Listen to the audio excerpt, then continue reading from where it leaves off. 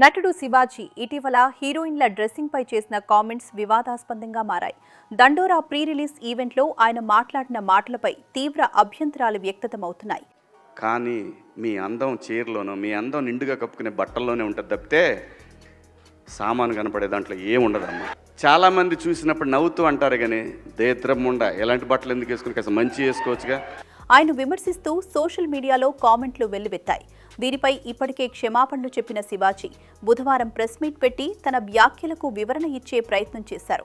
తన స్టేట్మెంట్ వెంటికి కట్టుబడి ఉన్నారని, ఎవరికీ భయపడేదే లేదని తెగేసి చెప్పారు. అయితే తన మాటల్లో 2 పదాలు తప్పుగా దొర్లాయని, దానికి సారీ చెప్తున్నారని అన్నారు. ఇటీవల లులు మాల్లో నిర్వహించిన ది రాజా సాబ్ ఈవెంట్లో హీరోయిన్ నిధి అగర్వాల్కి చేదు అనుభవం ఎదురైన సంగతి తెలిసిందే.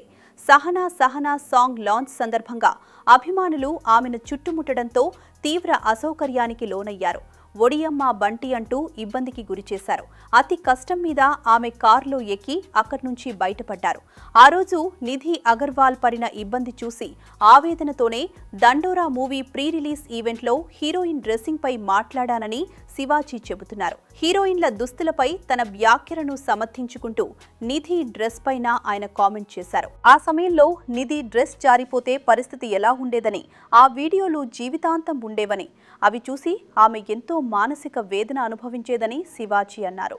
నిధికి ఎదురైన సంఘటన ప్రొవోక్ చేయటం వల్లే హీరోయిన్ల బట్టలపైకే కామెంట్స్ చేశారని తెలిపారు.